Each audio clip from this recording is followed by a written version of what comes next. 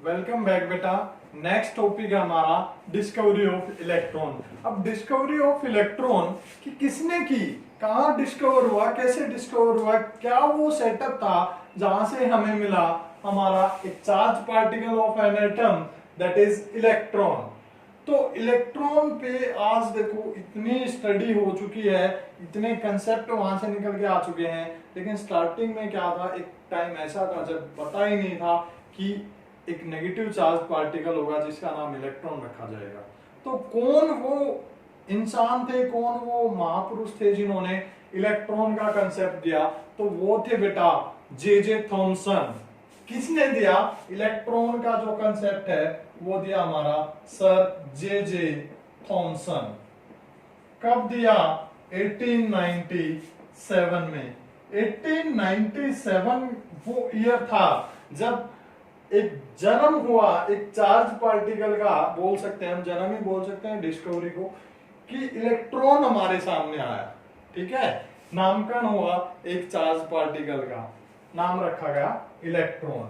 अब कैसे आया, क्या वो सेटअप बना जे थॉमसन ने बनाया कि जहां से ये नेगेटिव चार्ज पार्टिकल निकला? तो इसने क्या किया, एक डिस्चार्ज ट्यूब ली, और डिस्चार्ज ट्यूब कैसी होगी आपकी, ये होगी हमारी एक डिस्चार्ज ट्यूब। ठीक है, इसके दोनों एंड्स को कनेक्ट कर दिया किससे? हाई वोल्टेज की इलेक्ट्रिसिटी। तो हाई वोल्टेज की इलेक्ट्रिसिटी से दोनों एंड को कनेक्ट कर दिया। क्लियर?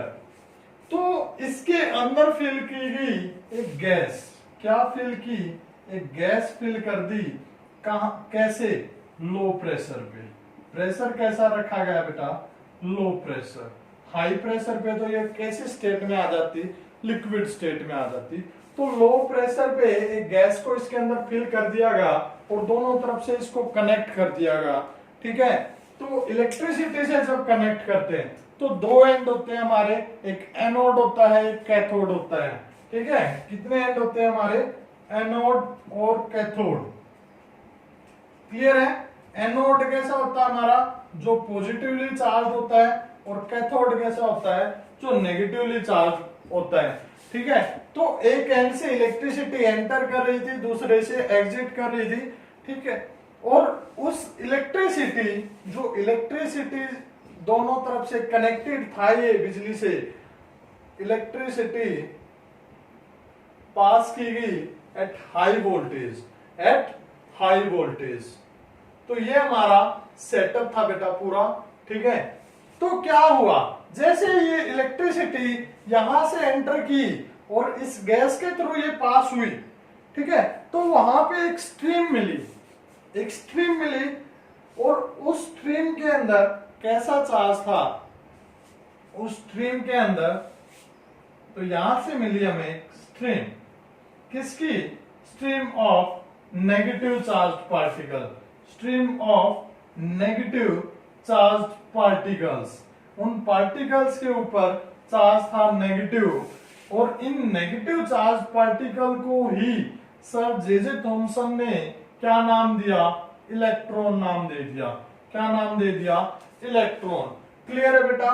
तो देखो क्या आपका सेटअप है, क्या आप बताओगे कि इन 1897 sir J Thomson set a setup in which he arranged क्या, कौन सी ट्यूब? Discharge tube. ये कैसे, कौन सी ट्यूब है बेटा? Discharge tube, discharge.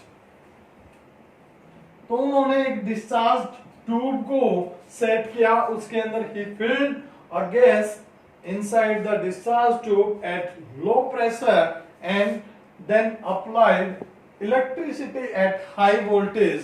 Then we will observe a stream of negative charge particles that are coming out, that are coming out. देखो तब तक हमें नहीं पता था कि कैसा चार्ज है, वे तो आप लिखोगे we observed a stream of charged particles that are coming out from the cathode, जो कहां से निकल रहे थे? कैथोड से निकल रहे थे। कहां से? कैथोड से। मान लो ये हो गया हमारा कैथोड है, ये क्लियर है बेटा, और ये हो गया हमारा एनोड। तो कैथोड से ये स्ट्रीम बाहर की तरफ निकल रही थी। कहां से निकल रही थी? कैथोड से। ऐसे एक्सट्रीम मिलियम में तो ये निकल रही थी कैथोड से। तो कैसा हुआ? जो चार्ज पार्टिकल थे उनका नेचर कैसा था? नेगेटिव चार्ज पार्टिकल थे वो, और उन नेगेटिव चार्ज पार्टिकल को नाम दिया गया इलेक्ट्रॉन्स। अब इलेक्ट्रॉन्स के बारे में कुछ फैक्ट जान लेते हैं कि कितना उसका मास होता है, ठीक है, कितना उसके ऊपर चार्ज होता है। तो मास की जब हम बात करते हैं, मास ऑफ एन इलेक्ट्रॉन, कि एक इलेक्ट्रॉन का जो मास है वो कितना होगा, तो मास होता है, अगर हाइड्रोजन एटम से इसको कंपेयर किया जाए तो 1/1840 of mass of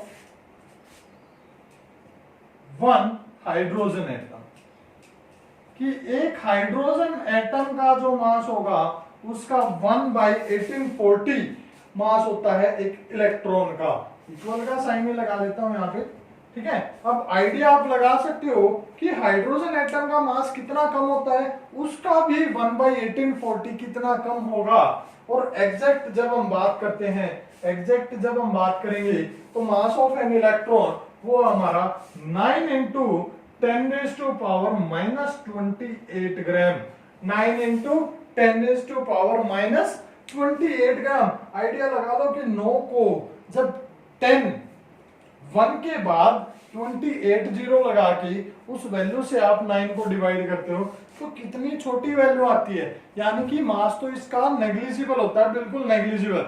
that's why we are saying in our first video the entire mass of an atom is concentrated inside the nucleus, कि जो एंटायर मास होता है, लगभग पूरा का पूरा मास, लगभग बोला है बेटा मैंने एंटायर, ठीक है, वो होता है न्यूक्लियस के अंदर। इलेक्ट्रॉन्स के अंदर मास है वो बिल्कुल ही नेग्लिजिबल होता है, चाहे कितने भी इलेक्ट्रॉन्स वहां पे उस एटम के अंदर within that atom they are present. Clear है? उसके बाद हम बात करते हैं चार्ज की। क्या? चार्ज